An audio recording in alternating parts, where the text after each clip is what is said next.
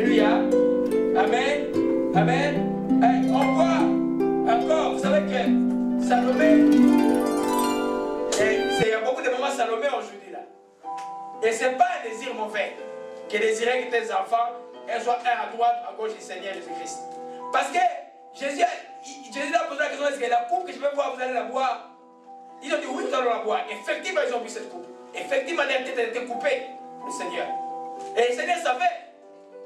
Le Seigneur a dit, je sais que vous boirez la coupe que moi je vais boire. Mais pour ce qui est de ta droite ou ma gauche, cela ne dépend du Père seul.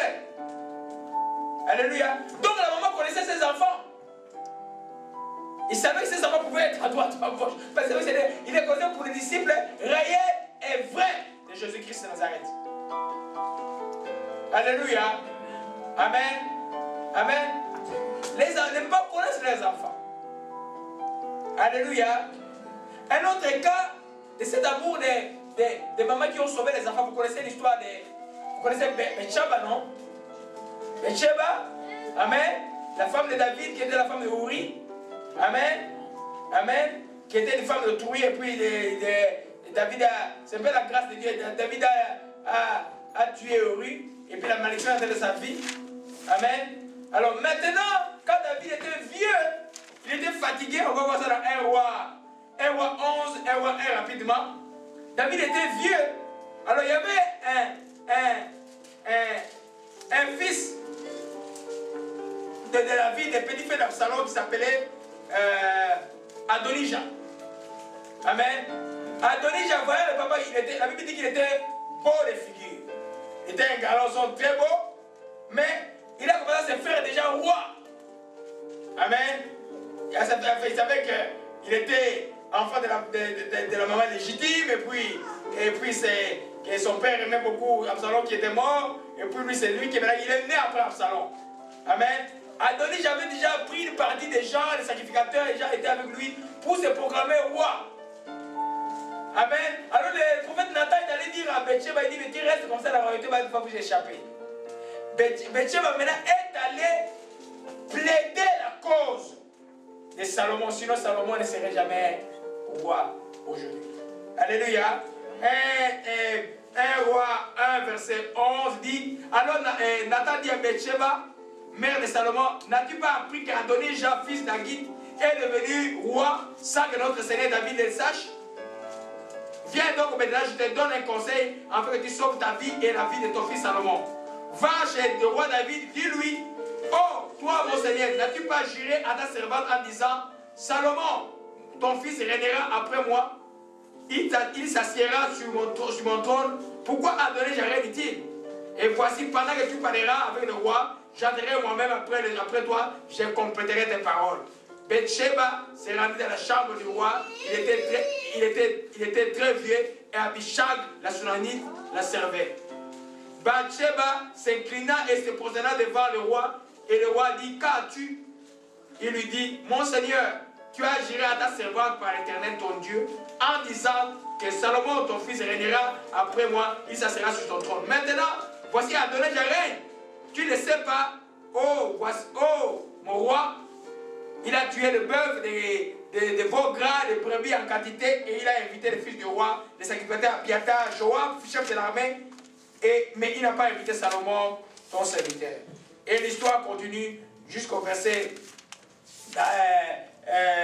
au verset 17 à 21, jusqu'au verset 28, où David répondit, appelez-moi Bathsheba, elle entra, il se prosterna devant le roi, elle dit, l'Éternel qui m'a délivré de toutes ces détresses est vivant, alors que comme je te l'ai juré par l'Éternel, le roi d'Israël, en disant, Salomon ton fils régnera après moi, il s'assiera sur mon trône à ma place, ainsi ferai-je aujourd'hui. Bathsheba s'inclina le visage contre le terre et se prosterna devant le roi, elle dit, vive à jamais mon Seigneur le roi David, et la royauté était sauvée.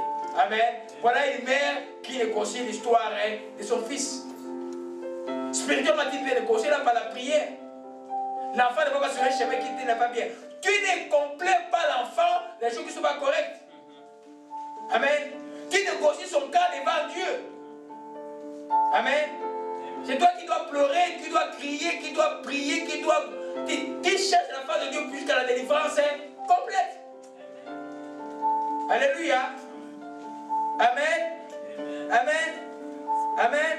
Une mère sage exerce une grande foi sur ses enfants. En d'autres termes, je vais coupler ça avec ce qui suit. Une mère sage sera en sorte, on va voir ça dans les responsabilités, c'est toi qui vas passer la foi à tes enfants. Je disais au début que la mère est comme une prophétesse sur les enfants. Tu encourages les enfants par les choses qui sont correctes, qui sont positives. Tu les encourages et tu peux le faire. Tu peux aller plus loin. Tu ne pas ce que les gens croient. Amen. Tu ne pas ce que les gens croient. Et tu vas être bien dans la vie. Amen. Tu es un garçon courageux. Tu es une fille courageuse. La mère est là en train d'encourager les enfants tous les temps, Quand le papa discipline, la mère encourage. Le papa discipline, la mère encourage. Comment ça marche? Alléluia. Amen. Amen. Amen. Une bonne épouse est une bonne mère, car il y a un lien étroit entre la soumission et les sacrifices d'une mère. Amen. Montrez-moi quelqu'un qui est soumise, je vous montre quelqu'un qui peut se sacrifier pour l'autre. Il y a un lien très étroit entre une femme soumise et une femme qui peut se sacrifier. Parce que dans la soumission, des fois, il y a comme un amoindissement. Des fois, il y a des choses que tu ne voudras pas, tu les fais à cause de Dieu. C'est un sacrifice. Un reniement de soi parce que tu obéis à Dieu. Amen. Une femme qui est soumise sera à même de se sacrifier et tout sacrifier pour ses enfants.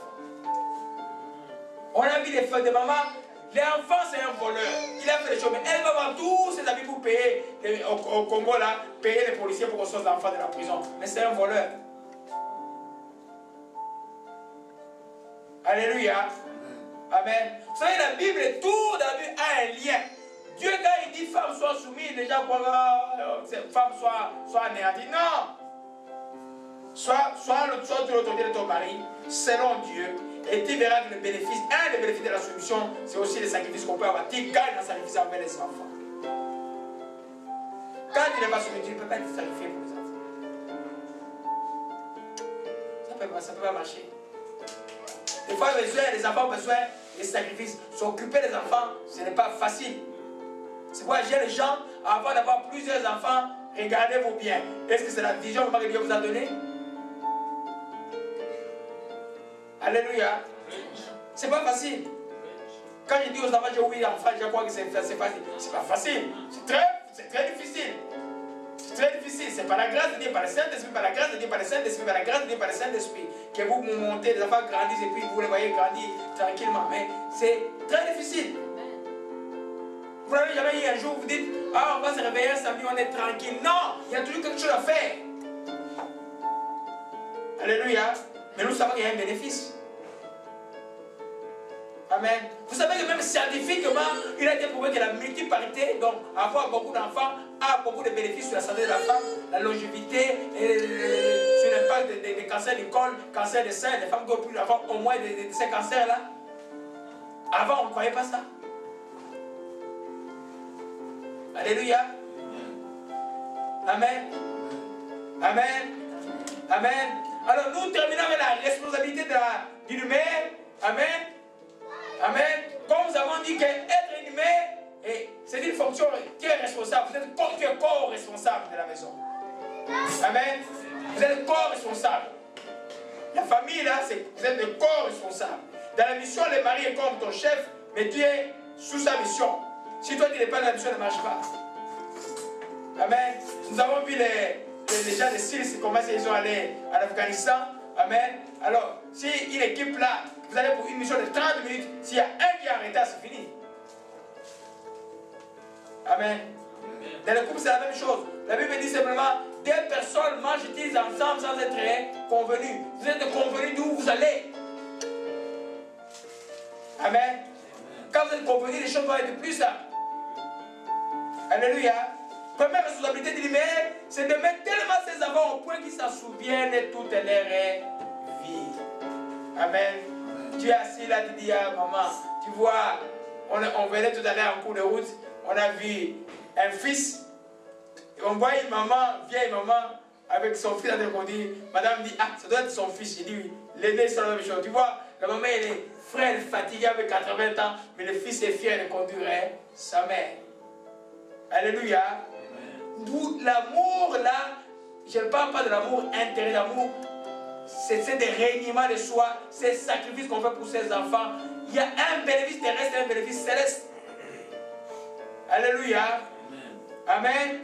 Proverbe 3. On va voir quelque chose rapidement et puis on va avancer pour terminer. Ah, je crois que je peux terminer aujourd'hui, fête de mère. Amen. Moi, vous savez que moi, j'étais comme un fils à maman. Amen. Amen. Ma mère m'a toujours dit que rien n'a jamais manqué dans ma vie depuis que j'étais enfant. Tout le monde pouvait manquer quelque chose en famille. Si ça s'agissait de moi, la chose était là soi-même. Amen. Tu vois, ma vie jusqu'à un certain âge là, c'était miracle sur miracle. Jusqu'à 29 ans, c'était des choses. Même à 30 ans, c'était des choses incroyables. Amen. Alléluia.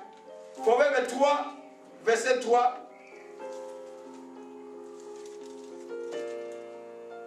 Alléluia. Amen. On ne sait pas les textes que vous voulez lire. Alléluia. On va dans un autre texte. Alléluia. Amen. On va aller dans Timothée, Timothée chapitre 1, verset 5. Je vais revenir sur les textes après. Amen.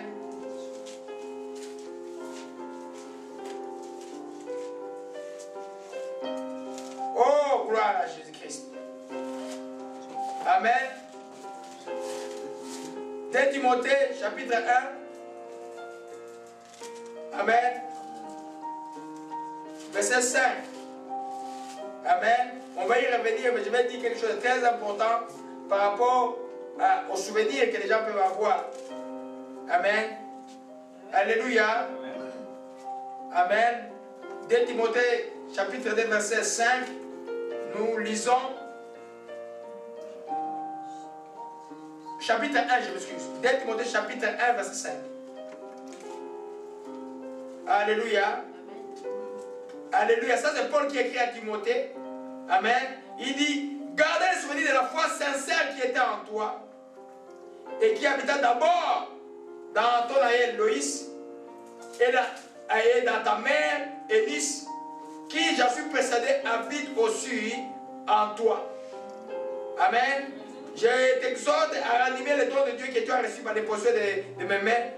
Et ce n'est pas l'esprit d'utilité que Dieu nous a donné, mais un esprit de force, d'amour et de sagesse.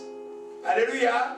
Amen. Paul dit, la foi sincère qui était ailleurs dans sa grand-mère. Amen. Et qui est passée chez sa mère et qui est passée chez l'apôtre. Amen. La même chose que la foi est passée, l'amour peut passer.